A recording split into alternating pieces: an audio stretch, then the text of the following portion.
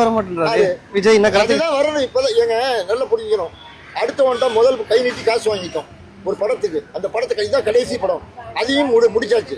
முடிச்சுட்டு புலிவாலை பிடிச்ச மாதிரி அரசியல். நீங்க நினைக்கிற இவ்வளவு ஈஸியெல்லாம் வரும், இவ்வளவு குயிக்கெல்லாம் எவனும் வந்திருக்க முடியாது. முதல்ல ரஜினிகாந்த் மாநாடு போட்டாராங்க, விஜயகாந்த் போட்டான் மனுஷன், அவன் இப்போ தலைவன். சரத்குமார் போட்டாரா, கமல் போட்டாரா? எங்க பைசா சம்பாதிச்சுதான் எல்லாரும் நடிக்க வந்தீங்க.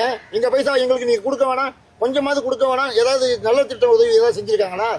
இவன் செஞ்சிருக்கானயா சிறு வயசுல கட்சி ஆரம்பிச்சு கொஞ்ச நாள் 2 வருஷம் கூட ஆகல, அதுக்குள்ள குழந்தைகளுக்கு படிப்பு இது சம்பந்தப்பட்டது முதல்ல செஞ்சு கொடுத்தானே. அது மட்டும் போதுமா அப்படின்ற மாதிரி? அது மட்டும் போதுமா இல்ல, இவன் அப்பா வீட்டு காசு, அவன் சொந்தமா சம்பாதிச்ச காசு அவன் கொடுக்குறான். கட்சி காசு எடுத்து செலவு பண்ணி கொடுக்கல, புரிஞ்சுங்களா? கொள்ளையடிச்ச காசை எடுத்து வந்து கொடுக்கல. கஷ்டப்பட்டு ஃபைட் சீன்ல நடிச்சு ஒவ்வொரு ராப்பாகலாம் குடும்பத்தை விட்டு பிரிஞ்சு வெளிநாடு வெளியூர்ல எல்லாம் போய் இருந்து ஷூட்டிங் நடிச்சு கஷ்டப்பட்டு வந்த பைசாவை நமக்கு கொடுக்கணும்னு தலையெழுத்தா? அவனுக்கு தேவையே இல்லையே. கொடுக்குறானே, வரத்துக்கு மேல கொடுக்குறானுங்க. அப்ப இப்ப அவன் சொந்த காசை கொடுக்குறான்னா இன்னும் பின்னால சிஎம் ஆனா அரசாங்க காசு எவ்வளவு கொடுப்பான்?